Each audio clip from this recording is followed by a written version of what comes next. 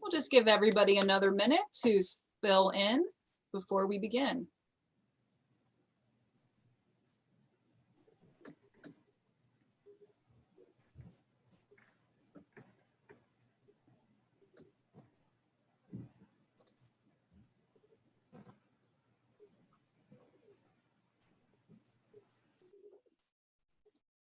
All right, greetings everyone. Hello and thank you so much for joining us for today's webinar, The Compliance with NC SARA, What Does This Mean and Why Is This Important? Just a couple of housekeeping items while everyone gets settled. We are using the Zoom webinar platform for today's event, so your mics and cameras are disabled by default. If you have any technical issues during the webinar, please use the chat function and select all panelists, and we will work directly with you to get it sorted. If at any time during the webinar you have questions for our panelists, please use the Q&A function. And with that, I would like to go ahead and turn it over to ACRA's Deputy Director, Melanie Gottlieb. Good afternoon and happy Friday. I'm Melanie Gottlieb, Deputy Director of ACRA, and I'd like to welcome you to this afternoon's webinar. We're departing a little bit from the format of our fall coffee break series with a longer webinar to address a topic that has been very much requested on our listservs, and that is state authorization and NC SARA.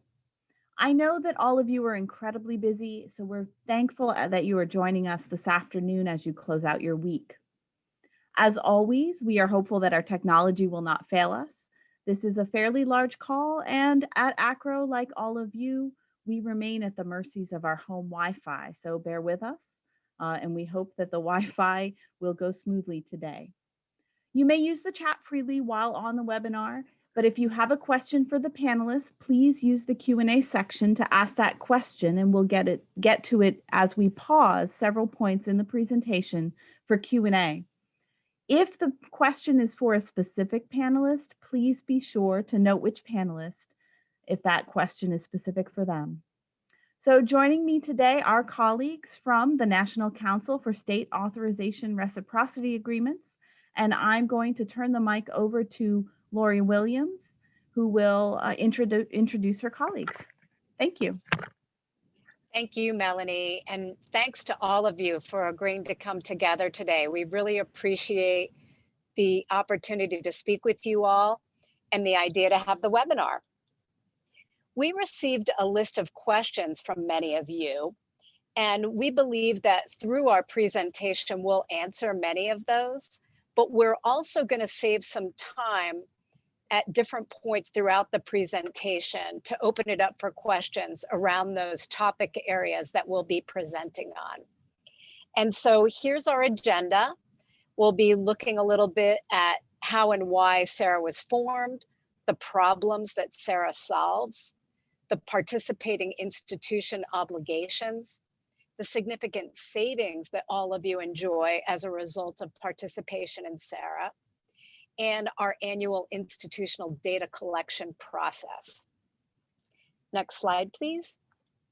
So I'm Lori Williams. I serve as the President and CEO of NC SARA. I have a background in higher education and particularly in distance education. Immediately prior to this role, I served as a vice president at WASC and held several positions within academic institutions, again, primarily in distance education. And with that, I'll invite my colleague Jeannie to introduce herself. Good afternoon, everyone. I'm Jeannie Yockey-Fine. I serve as General Counsel at NC SARA. Prior to my role at NC SARA, I was with the higher education practice with Hogan Lovells in Washington, D.C. and with Cooley in Washington, D.C. And prior to that, I was a higher education regulator in the state of Florida with the Department of Education, where we licensed over 1,000 universities and colleges. And I will now hand off to Mary Ann. Thank you, Jeannie. I'm Mary Ann Boki. I am Senior Director for Research and State Support here at NC SARA. My work falls into a couple buckets. The first is, of course, research. I also kind of oversee, if you will, our annual collection of data reporting that happens in May. I also do quite a bit of work with our member states and with the regional compacts. Prior to coming to NC SARA, I worked at a place called NCHUMS, which is the National Center for Higher Education Management Systems, where I was a senior associate and did data work there. And before that, I worked at a variety of different institutions of higher education. With that, I will turn it over to Mary Larson to introduce herself.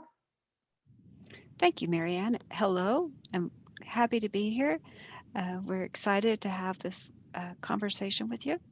I am the Executive Director of Student and Institution Support, so I work a lot with institutions and students related to NC SARA. I've been with NC SARA for 3 years.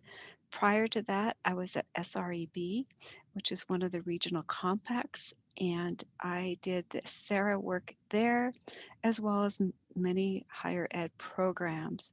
And before that, I was at Fort Lewis College here in Colorado. And I'm going to go ahead and turn it over to Melanie. Thank you, Mary. Hi, everybody. It's nice to see so many people interested in this topic. My name is Melanie Booth. I'm the Director for Educational Programs and Communications with NC SARA. I'm the newbie here. I've been with SARA for almost 4 months. And prior to joining SARA, I spent about 18 months as a consultant with institutions primarily on the West Coast, but not exclusively, around quality assurance matters. And prior to that, helped formulate a new quality assurance approach called the Quality Assurance Commons, which came from my extensive accreditation background. I too worked for WASC, Senior College and University Commission. And so I bring to this an accreditation perspective and background and link that to state authorization now. We're very happy to have all of you with us. Thank you again, and I'll pass it back to Lori. Thanks, Melanie. Next slide, please. So now we're going to engage in a poll. How familiar are you with SARA? And we'll invite you to describe your level of familiarity with the state authorization reciprocity agreements. Very familiar, somewhat familiar, don't know much about SARA, or brand new to learning about SARA. And we'll give you a few moments to take some time to complete the poll.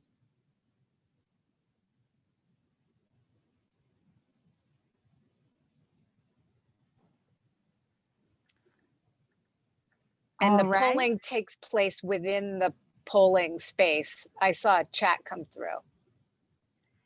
Yes, there should be a pop-up on your screen. It looks like almost everyone has voted. I'm going to give about 10 more seconds.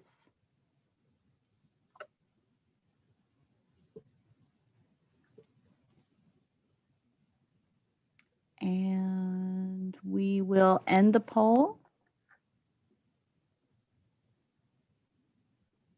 And I'm sharing results.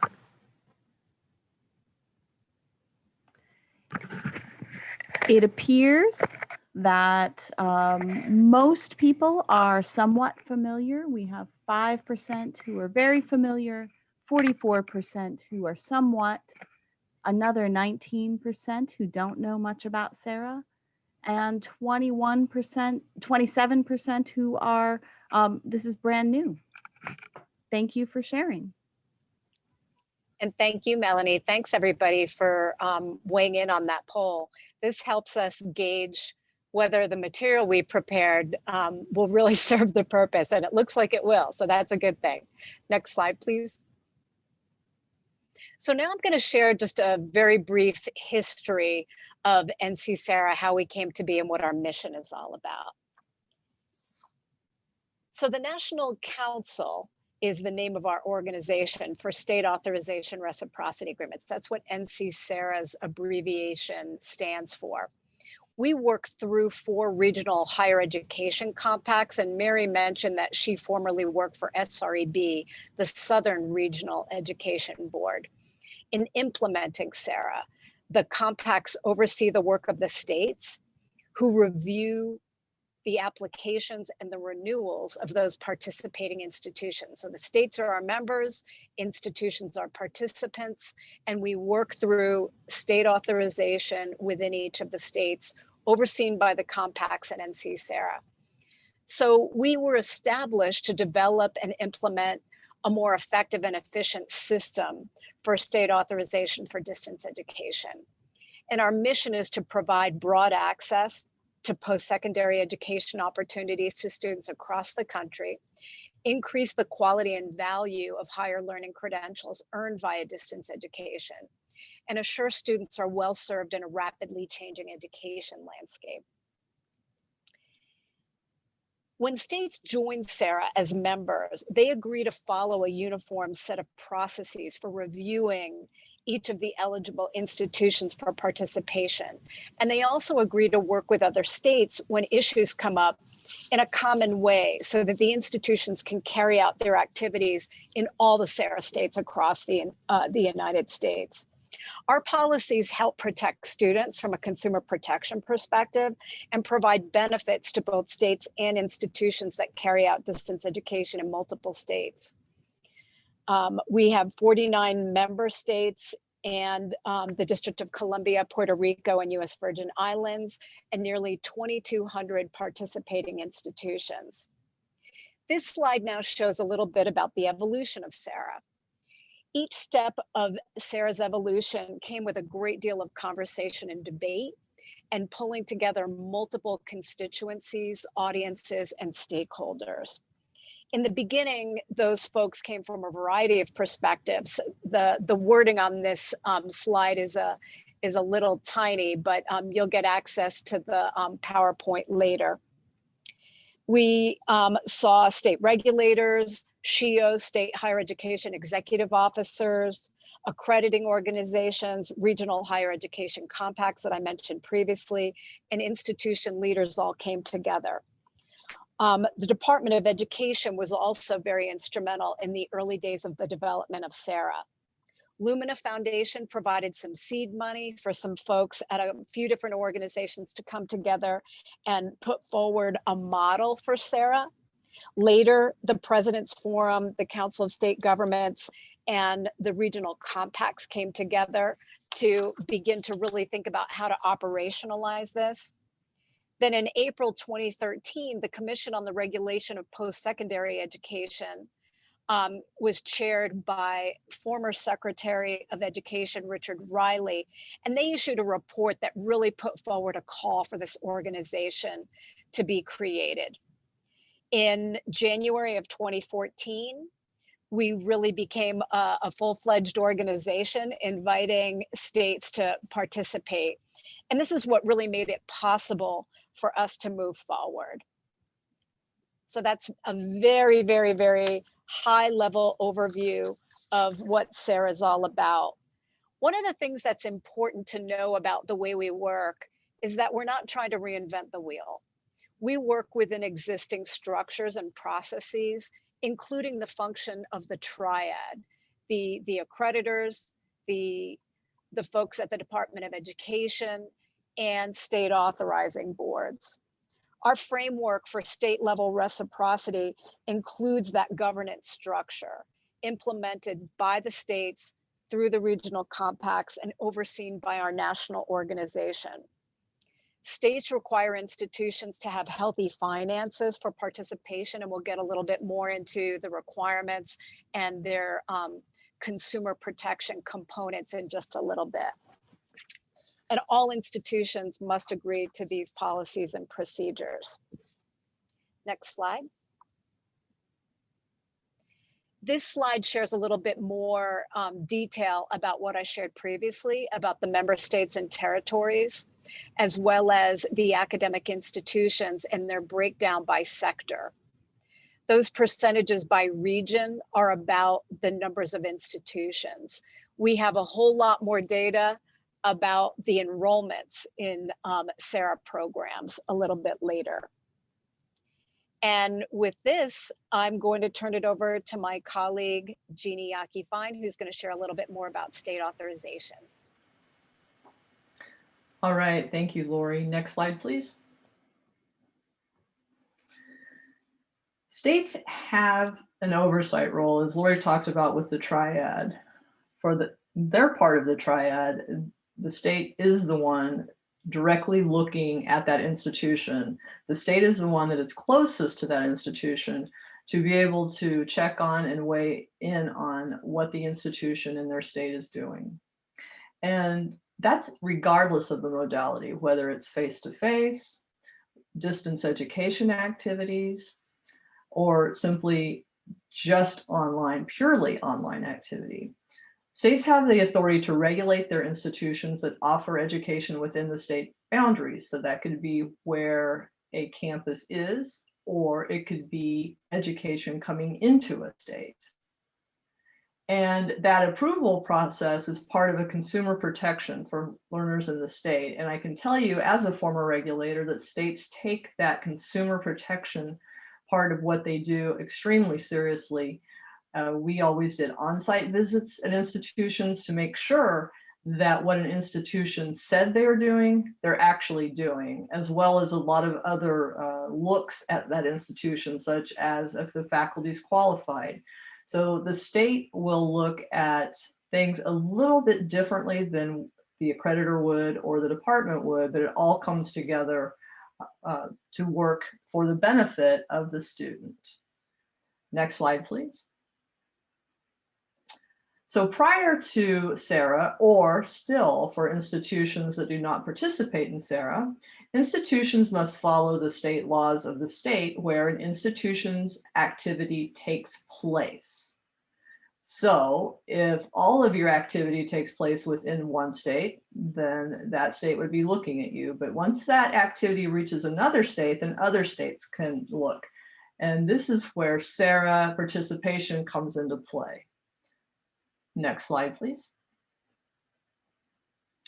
So the current state authorization process, which was pre-SARA or is still current if an institution's not participating in SARA, has been somewhat inefficient. It's been costly and not very effective in supporting access to high quality distance education.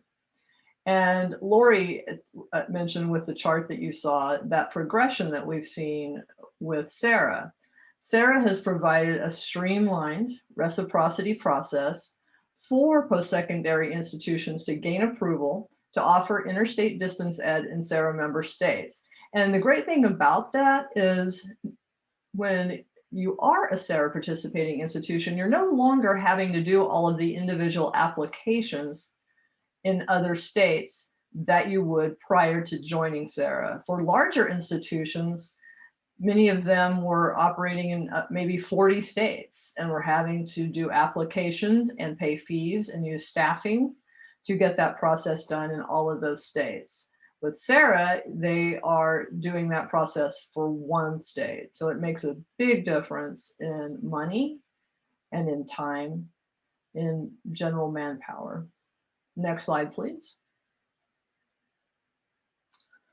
So for SARA participation makes it easier to engage in not only distance education activities, which certainly is what people notice first about SARA participation, but also it covers advertising, recruiting, field trips, supervised field experiences too.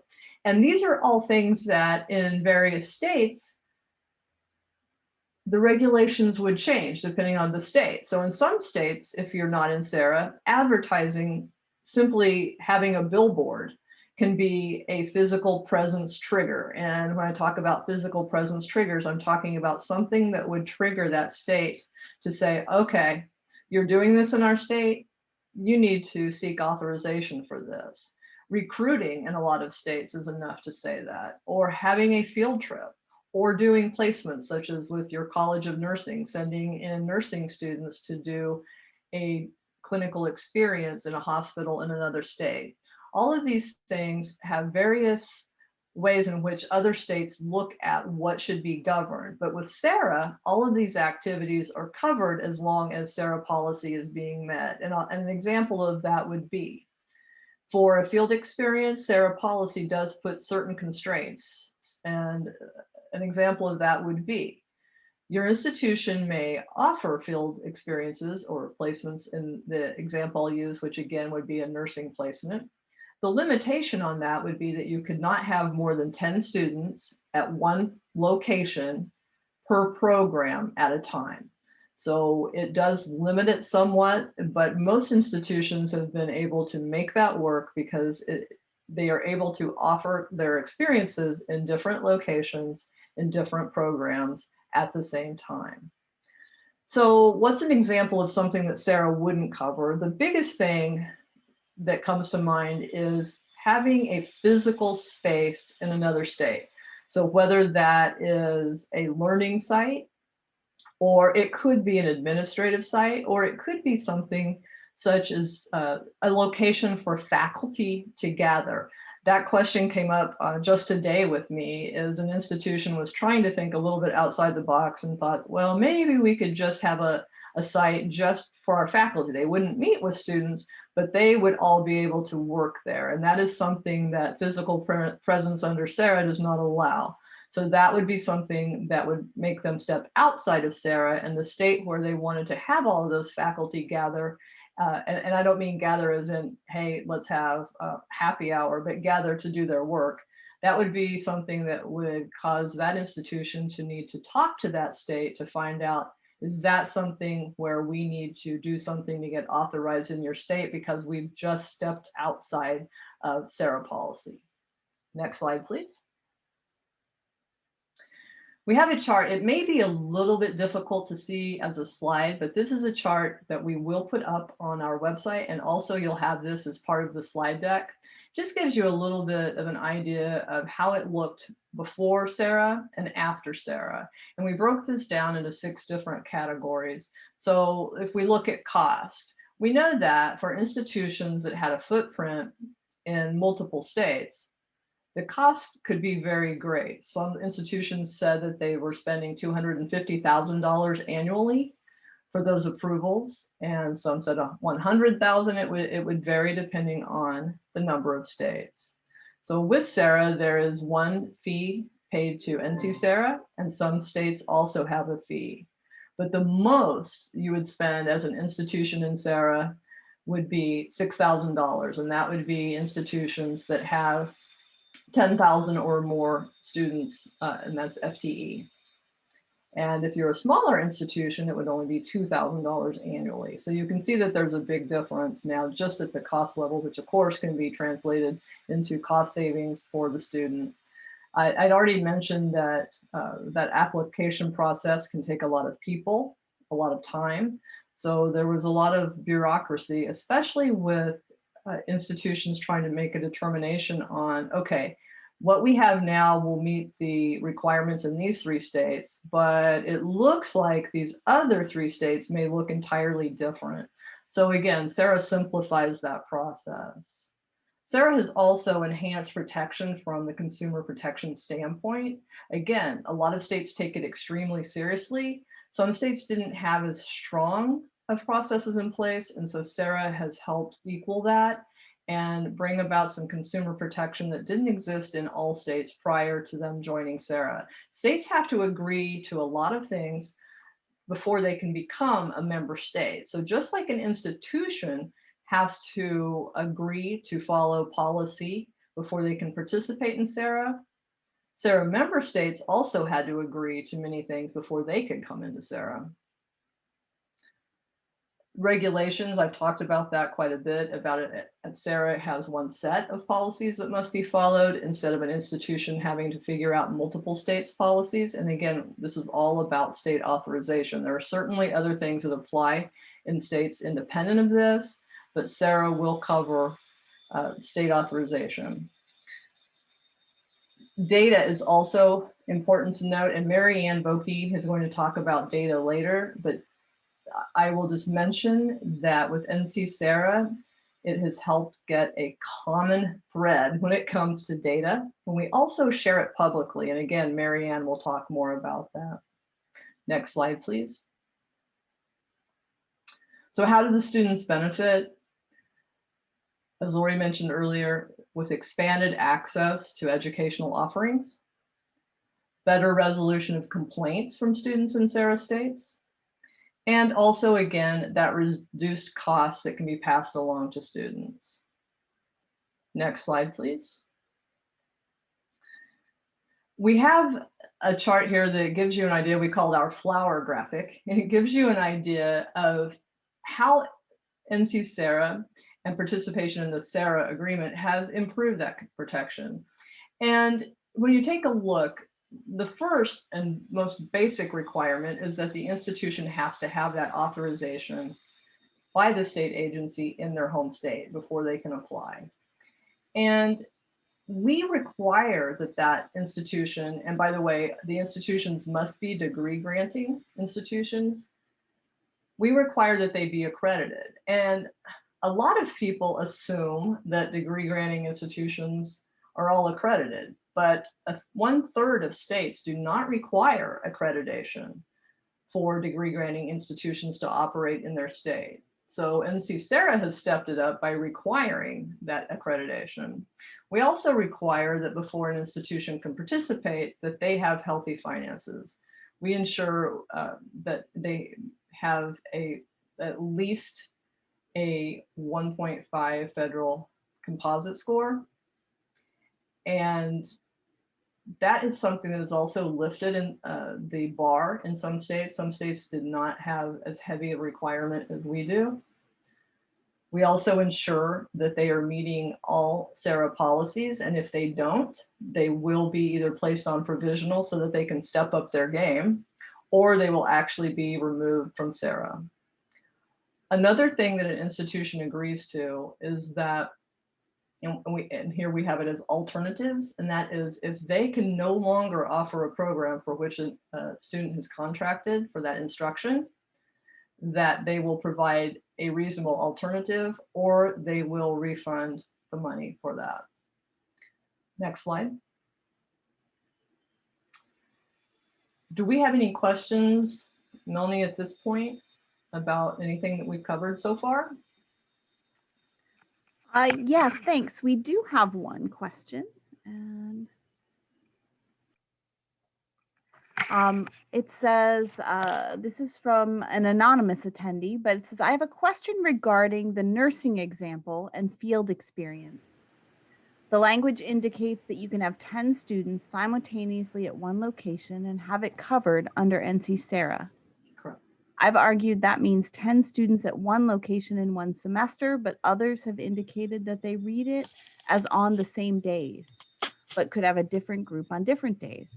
Can you please clarify simultaneously? Right. The intent behind that would be per program. So it would be as that program runs. So it would be, if it's a semester program, then that would be for that semester. If it's a trimester program, that would be for that trimester.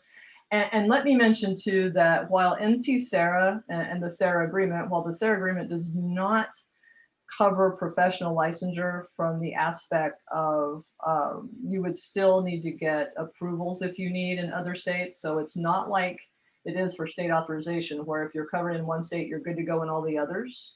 You are okay to do those placements, but a nursing board or another professional board may have additional requirements that you will need to meet for those placements. Thanks, Jeannie. A second question is about California. It was noted that California is not in NC SARA. What does this mean for schools in California? So schools in California cannot participate in SARA because the state of California has not become a member at this point. That means that when I talked about life prior to SARA, that is how California institutions operate if they have students outside their state. Excellent. One other question from Dan Weber. Does the regulation refer to distance education as courses or programs or both? For SARA purposes, it covers all of that. And I mentioned that an institution must be degree granting, but once the institution is approved to participate in SARA as a degree granting institution, it does cover all programs. So it will cover the non-degree programs as well, non-credit programs, any program that the institution is offering, and their courses as well. Excellent. I think that wraps up this section of Q&A. All right. Thanks, Melanie. And we'll go on to the next slide. And Mary, hand off to you. Thank you. Next slide. I want to get started by just talking about logistics for a quick moment. As Jeannie and Lori both mentioned, the first step in the process is that a state has to be a member of SARA before institutions can participate in SARA. And then once an institution has been notified that the state is a member of SARA, they can begin the process to apply. All institutions use the same application. The NC SARA application is always available on the NC SARA website. If there is any change to policy, that application is updated promptly right after the board meeting, so it always reflects current information. So the institution would download the NC SARA application and then send it to their SARA state portal entity. And that's the entity in the state that was going to handle all the SARA operations for the state. SARA state portal entity will review the application and then notify the institution if it needs additional documentation that may not have been submitted originally. Some states have a separate supplemental application, and it's always important that an institution finds out from their SARA state portal entity if they have additional information that need another form, could be another set of documentations that needs to be submitted. Also, some states have a fee for their in-state institutions to participate in SARA. So you want to make sure that gets included with your application as well. Once the SARA state portal entity has reviewed all the information, then they will notify NC SARA that the institution is approved for SARA participation. From there, institution receives an email with a link to pay NC SARA fees, which, as Jeannie mentioned, are either $2,000, $4,000, or $6,000. And then once that fee is received by NC SARA, they become a participant for a full year in NC SARA. 90 days before the renewal date, they will receive an email reminder that it's time to submit the application one more time because institutions renew every year. Next slide. So now that we've looked at how the logistics of it works, let's look at what it means to participate. First of all, an institution needs to be degree granting and awarding an associate degree or higher. They must be physically located in a SARA member state, and they hold authorization from Congress. One of the big things, as Jeannie mentioned, is and Lori, is NC SARA works with established practices and procedures already in place. So NC SARA recognizes accrediting agencies recognized by the U.S. Department of Ed rather than coming up with a whole different set of accreditation requirements. We use what the U.S. Department of Ed has already set in place. Jeannie's mentioned the Federal Financial Responsibility Score. That's really important because we need to make sure that SARA participating institutions are stable. We protect the students. That's the theme behind NC SARA. And then we can go ahead and go to the next slide. The biggest reminder I would have for all SARA institutions is that they agree to all of the SARA policies in the manual. And oftentimes, some SARA institutions will assume that because they're in SARA, they don't have to worry about anything else. And that would be great if that were the case. But SARA is not all powerful. SARA looks at state authorization. There are limits to SARA. SARA does not cover professional licensure, does not cover Secretary of State registration, does not cover workers' compensation insurance requirements that some states have, especially for nursing programs. Jeannie has already talked about if an institution wants to have an administrative space within another state, that would not be covered as well. And the rule of 10, which is the 10 students per program per state, is really important. And that's one of the things that we remind institutions often when they come to us about, can they have 12 students? Well, under SARA, that would be outside SARA policies. However, we encourage them to contact the state regulators and the state portal contact of that state, because some states will let you have 12 students on a one-off basis. Next slide. So how do institutions benefit from SARA?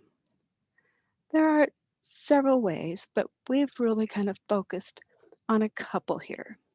It enables a broader market because an institution can now advertise, recruit, and reach out to students outside their normal market. It reduces the number of applications to other states because they apply once. They apply to their SARA state portal entity. It also reduces the number of out-of-state regulations that they have to monitor.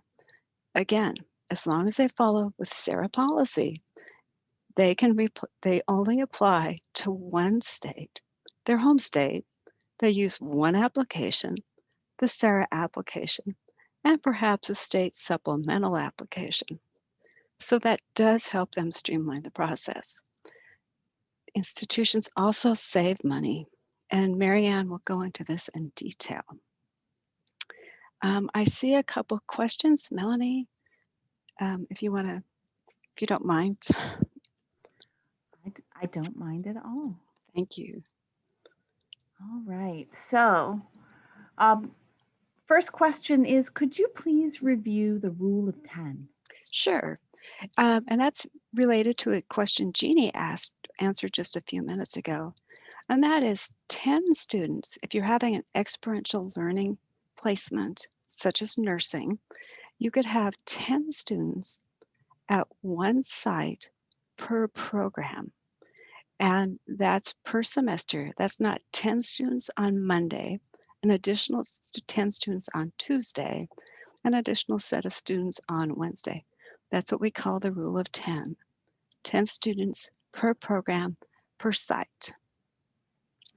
And I would also recommend that everybody just take a few moments and really dive into that SARA policy manual, because oftentimes we've tried to be very clear and specific about what SARA does and does not cover.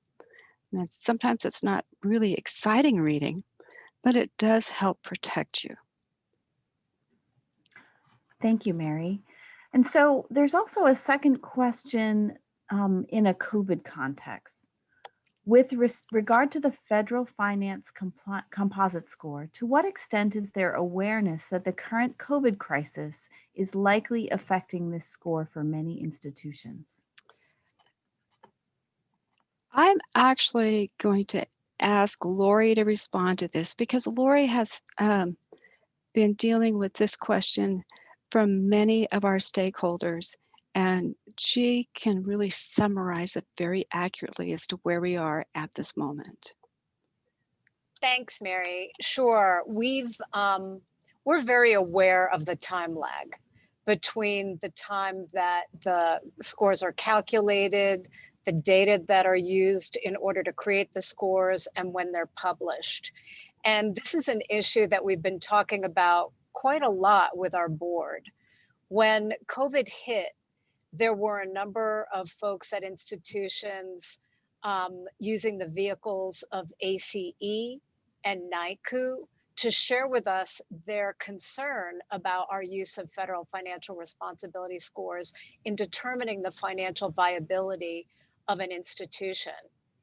And yet, in the absence of a commonly recognized appropriate tool as a substitute, we were left with few options to move forward.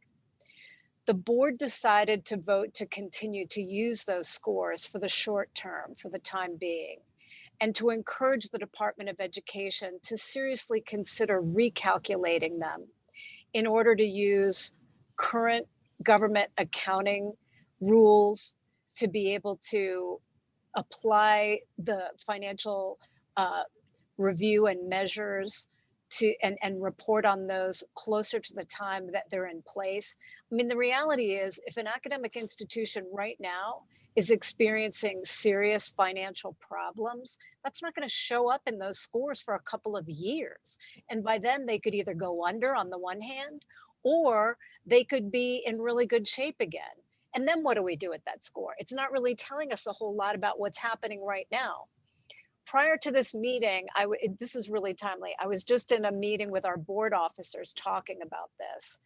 And we will continue to work collaboratively with colleagues at ACE, at NACUBO, at NICU, and your organization, should you choose to join us, and put together some principles that we would like to share with a new Biden administration Department of Ed, to share our concerns and feelings about the federal financial responsibility score, and offer to assist in putting together new calculations that are fair, more accurate, and more current.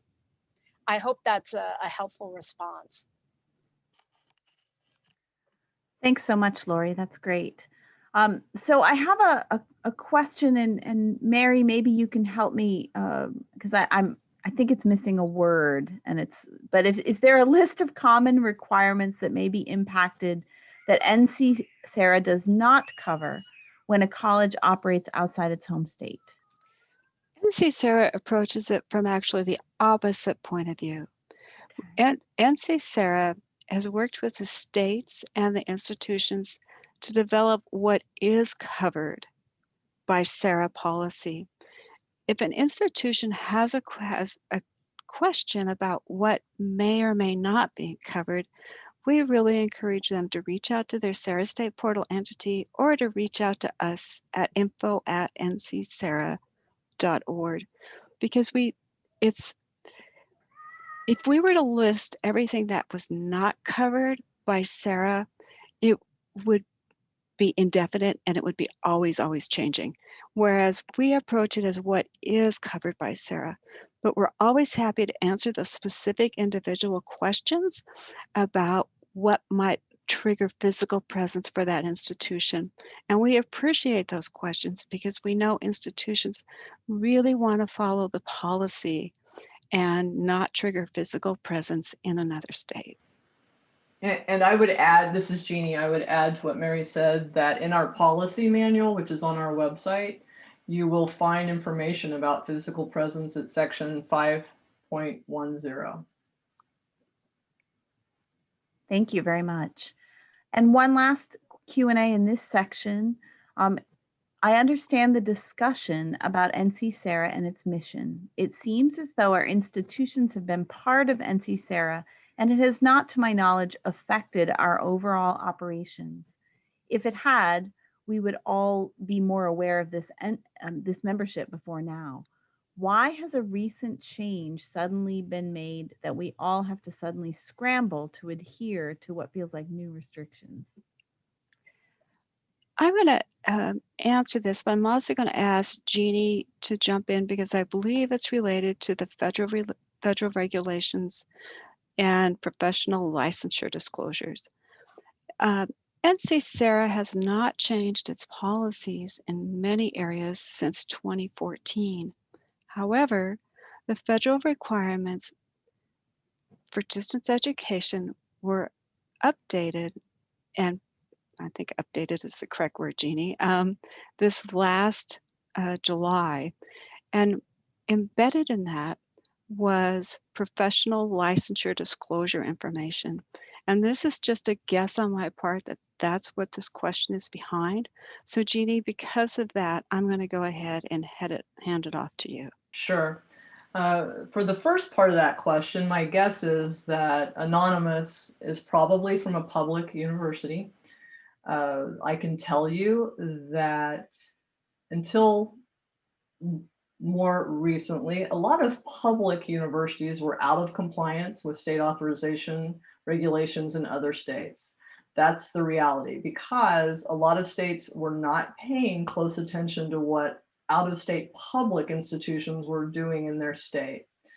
Once federal regulations came around talking about having to be authorized in states outside your home state, that's when public universities started to pay more attention. So in the last few years, it has mattered. Now, there may still have been some institutions that were out of compliance. And when I say that, I mean they were offering programs outside their state, but not getting authorized to do so.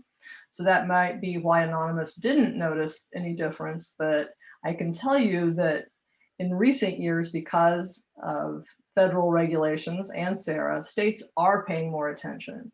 And way, way, way back in the day, many years ago, some states, as I said, not that they looked away, but they may not have been quite as aggressive at a public university or a Harvard as they would be toward a for-profit. States have changed how they look at things a little more, again, because of federal requirements, and do pay more attention and are treating institutions the same, whether they're for-profit or not, when they look at who's doing business in their state from another state. And that's an important foundation of SARA as well, is that all institutions are treated the same, whether they're a public or a private or a for-profit or not for profit. So that could be part of it. And I think Mary's right, that I'm guessing that what Anonymous was asking about is probably the federal regulations that became effective July 1st. One thing that a lot of people miss is that those regulations had existed prior to that. They were changed some July 1st. The former regulation had requirements at 34 CFR 668.50 that was all about professional licensure notifications. Now they sit at 34 CFR 668.43. And that is all about institutional information. And I'm sure that most of you are familiar with that section, because that section is something that you've had to comply with for a long time. It's just that the professional licensure notifications were added to that section effective July 1st. SARA policy has always included disclosures around professional licensure. It's just that now we have aligned those disclosures with the federal requirements. So I'm guessing that's probably what that question was about. If not, I'm sure that Anonymous will add to it. Thanks. Thanks so much. It looks like that is the end of this section of Q&A.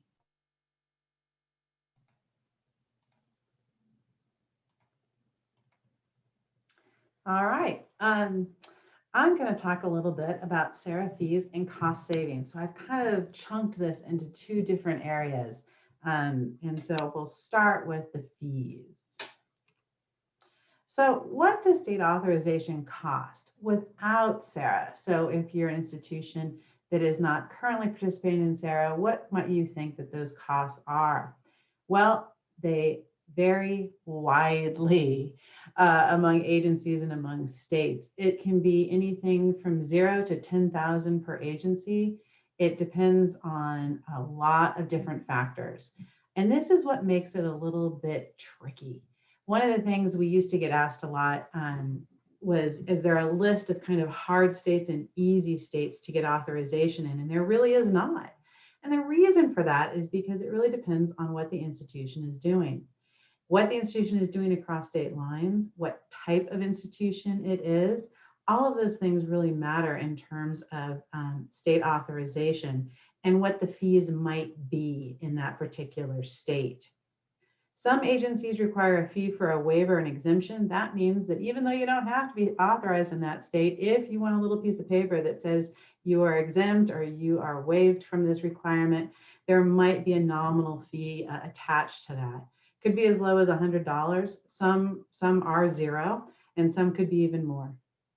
There's also other fees involved, like a site visit, tuition recovery fund, and some other things.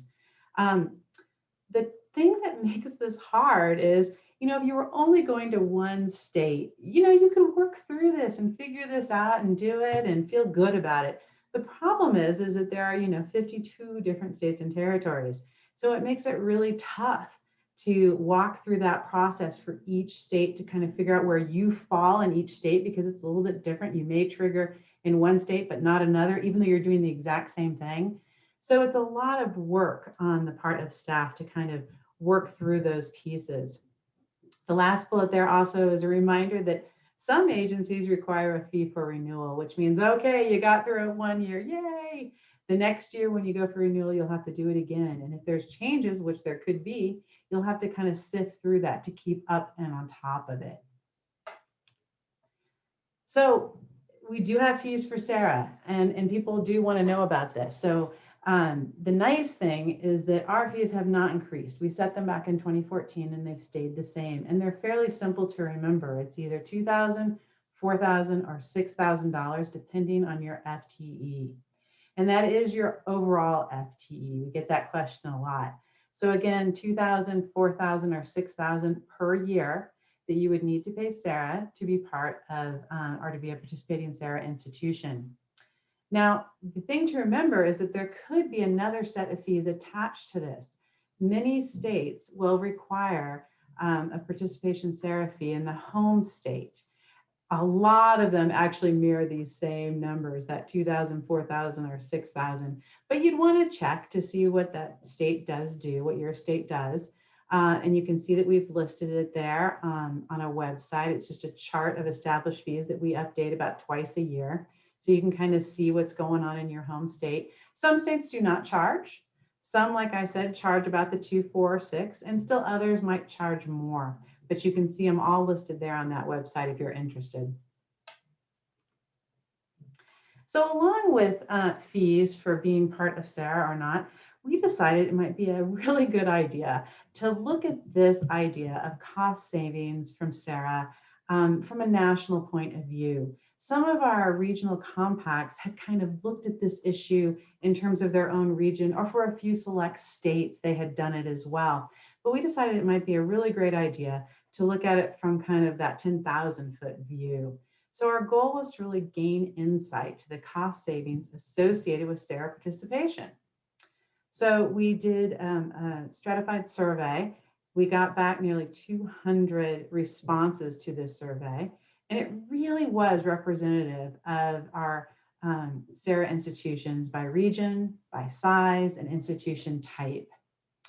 We estimated the cost for institutions by calculating the SARA participation and non-SARA participation based on location, size, out-of-state enrollments, and number of type of programs offered. So we had a very big chart, if you can imagine. And we came up with some preliminary results.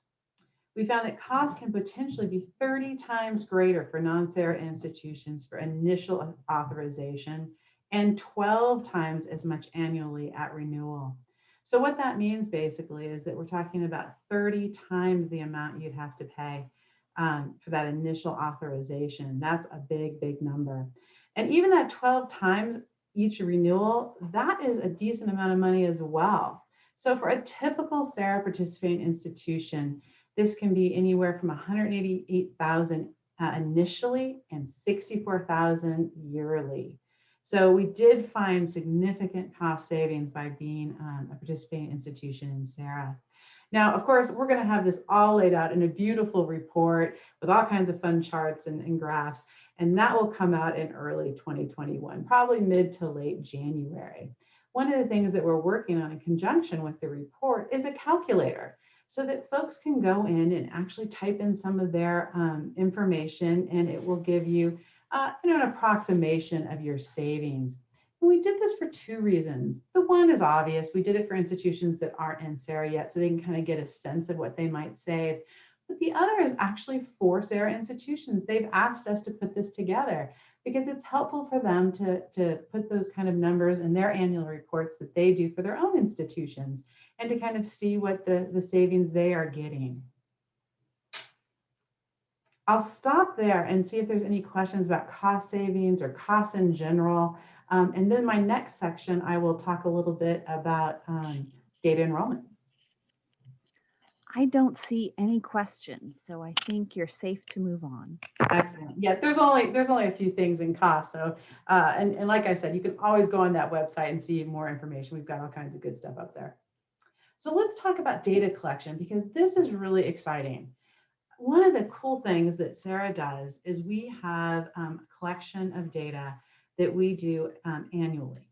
And this is really important because when states joined as members of SARA back in 2013, 14, and 15, one of the things that they asked us to do is to do reporting, collecting data and sharing it because they were doing it in their own states and they didn't want to lose that very vital information. So that was always part of the agreement, and we've been doing it now for about 5 years. And we do it in two different areas. So we do collect distance education enrollment, and that what we're talking about is exclusively distance education enrollments. It's part of the IPEDS Fall EF report, if you're familiar with that. And what we ask you to do is to take that report that you do to IPEDS in the spring and just disaggregate it by state. So we do ask for a little bit more detail than IPEDS does. We also ask for out-of-state learning placements, and this is unique. No other place is this data being collected on a grand scale. And what we're looking for here is reporting on ground and online student and out-of-state learning placements. And those are like internships, student teaching, nursing practicums, those sorts of things. We do not, however, ask people to report on those learning placements that happen in the state. And that sort of makes sense because SARA is all about what's happening in other states. And I have this little asterisk down here because people do ask me a lot about, oh gosh, what if I've got a really nuanced situation? And a lot of institutions do have nuanced situations. But if you're in doubt, we ask that they use your best professional judgment, exercise within the spirit and intent of SARA. And believe it or not, that sentence really helps folks who are in the compliance world or in the IR world figure out what we're really trying to get at. What is the heart of what we're trying to count here, for lack of a better word? And it's been helpful to be able to say that to folks. I just wanted to show this page because it's just a snapshot of our website because we've got lots of stuff on there, particularly under the data resources tab. We've got all kinds of stuff about why data collection is important. We talk about the data reporting window, which is always May 15th to June 15th. But we also have other resources, and I encourage you all to go on our website and check all those out. So we did just finish up a data collection. This last year, the data reporting window was a little bit longer. It went from May 15th to June 30th, and that was because of COVID-19. We really felt that institutions needed more time because we are looking at institutions reporting from across the country. As you all know, COVID hit different parts of the country at different times. So even though perhaps our original reporting window was easy for 1 or 2 or 3 states, there were other states that was difficult to do. So by keeping it open for a full 6 weeks, I think it really helped institutions do the reporting. I mentioned that this was our 5th year of reporting distance education enrollment and our 2nd year of reporting out-of-state learning placements. And here are some preliminary results that I can share with you today. We did ask 2,100 institutions to report, and we had a 99% response rate. I'm going to say that again, 99% response rate. That is phenomenal for 2 reasons. One, just in general, you don't normally get a response rate that high, but also during COVID-19, my goodness, institutions really stepped up. They did a fantastic job of reporting their data, and it just goes to show you how we have such wonderful partners across the country. We found that we had just under 1.4 million distance education enrollments without in-state enrollment because we do ask institutions to report both out of state and in-state. And there's a reason for that. We do that because we need context. It is very difficult to understand enrollment unless you know what's kind of happening in and out of state in terms of distance education. So we had 1.4 million without in-state, and we had just a touch over 3 million if you include the in-state. Again, this is important for context, but it's also important for public institutions because public institutions really have a mission of serving their students within their state. And so what we found is that when you add in that number for in-state, the publics really shoot up because that's who they're serving. Overall, we had just under 350,000 out-of-state learning placements reported. Now, this report is going to be available very soon. Actually, just in under a month. We're hoping to get that out around the middle of December, and we'll have a big e-blast with it and send it out to all of the institutions, and it'll be up on our website. So it'll be easy to find and get to. And again, it'll be much more detailed, and we'll break down a lot of these numbers, not only by region, but we'll be also looking at trends over time. So there'll be all kinds of good information in there. And I'll stop and see if we have any questions on either costs or data. So I don't see any questions in the Q&A just yet, but I actually have a question while we're waiting to see if there are others, and it's a data question. I'm going to put on a different hat for a moment and ask you, do the students that you report, the students that you're asking institutions to report on, are they the same students that are reported in iPads? Meaning, is it limited to citizens? Do you report international, do institutions report international student online enrollments through your reporting mechanism?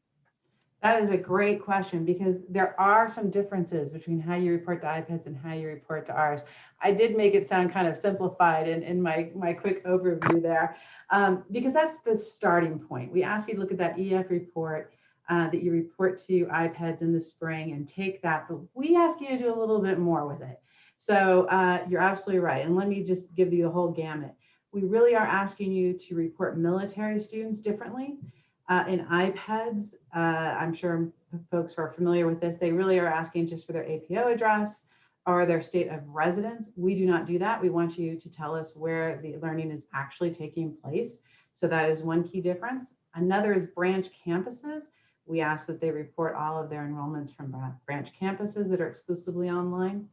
And finally, the international students, that's a great question. If the student is in the States and taking it exclusively online, then yes, you would report that as well. So that is a difference. And that's why when people look at the iPads numbers and our numbers, they are slightly different. Most are within the realm of, a few hundred, but it can be different. And we get questions about that, about, gosh, why is this one, 1,000 more than iPads? And that's the reason for those three pieces. It makes it a little bit different. Good question. Okay. And we have another question. In reporting for the upcoming year, how should we report on courses that went online in the spring 2019 mid-semester? Yeah, so again, with the iPads EF report, typically that is in the October. So the real question is how this coming May, are you going to report your October numbers to both iPads and to us? And we just had a meeting with the Data Advisory Committee that we have at NC SARA, along with the regional compacts and the states, and have made a decision that we are going to follow iPads' lead. And what iPads has said is, you know what? We're making a distinction between remote learning and distance education. We are not asking you to actually report your remote learning. We're going to ask you to just report your distance education. It's going to be tricky. It's going to be hard, because each institution does this differently. But essentially what iPads is asking folks to do is to not report the remote learning students. And to tease that out will be easier for some institutions than others. So I think we're all going to have to be patient and kind and do the best we can this reporting period this spring. Look for a lot more information, not only from us, but from iPads. In fact, I think I've got something in my inbox right now from iPads starting to explain this all a little bit better. But NC SARA will definitely have a chunk of information up on the website in January and February about how to do this. And, you know, we are colleagues. We've all worked at institutions. We get it. It's hard. So I think we all have to be patient for this year and kind to each other about how we go about collecting this data. The other thing I might just quickly add is that we are looking into asking maybe 1 or 2 or 3 questions about remote learning just to capture it. You know, just to get some sense of what that meant for SARA participating institutions. And we're still kind of working on what those 2 or 3 questions might be. But we thought we don't want to let this opportunity go by without really acknowledging the real difficult time that institutions had. And we don't want to just race over it. We want to honor it. So we'll work on that. Thank you. And I don't see any other questions in the Q&A. All right, I'll pass this on to Mel. Let me switch the next slide. And Mel, you're on. Thank you, Marianne. I'm going to briefly share with you a little bit of the work we've been doing around building out educational programming with NC SARA and also our communications work. Next slide, please. So the real intention around both of these areas at NC SARA, I'm going to use words that are sometimes, I think, overused, but in this case, they really do speak to the intentionality of our approach, and that's learning community. As you've heard in this presentation, there's a lot of detail. There's a lot of information about SARA policy, about processes, about definitions, about data, and about reporting. And so all of this can fall across an institution, depending on how the institution organizes that. But it's also really important that we be able to harvest and share effective practices for all of that. And so that is really what the intent of the educational opportunities will be, is to have deep understanding and application of SARA policy and also really share, particularly for institutions, but also for states and other constituents, practices that work toward managing state authorization reciprocity agreements. You will see coming soon some online modules that will be available to SARA participating institutions. We have a lot of webinars that we do for NC SARA and webinars like this one. And so we're grateful for the partnerships to be able to help people learn and deepen their practice in terms of managing all of the work for SARA. In terms of communications, I'm going to put into the chat box. Sorry, I muted myself instead of putting the form in. There's a sign-up form for our newsletter, and emails, events, webinars, activities, announcements will all come through that. So I encourage you to sign up directly. We will also, like here, do information sharing. We're doing a lot at conferences this fall. We've been on the road, so to speak, from our home offices, doing a lot of conference presentations. And outreach, government relations, and social presence and conversations too. So next slide, please. You can follow us on Twitter. You can follow us on LinkedIn, and all of these outlets, including our email list. We will be sharing resources. We'll be sharing webinars and trainings and workshops and things like that. I also put on this slide our general email address. I think it was Mary who mentioned this earlier. We're very good at monitoring this email address and responding to it. And it's a great kind of centralized location for anybody who has questions or things to share or need clarification around policy. So you're more than welcome at any time to send us an email at info@nc-sara.org, and we will get back to you quite shortly with a response. Next slide, please. I'm going to walk you through a couple of resources just so you can see what's on our website related to a lot of the areas that you had questions about. So let's see, let's start with the next slide. We do have a lot of information about professional licensure. There's a directory, there's frequently asked questions. Mary put a link to an FAQ document already in the chat, and a list of other licensure and accrediting agencies. So all of this is kind of cataloged and organized on our website. And hopefully you'll find what you're looking for there. And if not, again, you can email info@, and we'll point you in the right direction or directly answer your question. The next slide shows a picture of the professional licensure directory for the top 5 areas: counseling, nursing, psychology, social work, and teacher education. And this, if you click on this link within the website, it will take you to full listings. And hopefully you can find what you're looking for there. And so it's a nice way to kind of house all of that at the fingertips for institutions or other people who are looking for that information. It doesn't house regulations or requirements, but it does give you kind of quick access to those licensing resources. And finally, last slide, I'll just take you on a quick tour.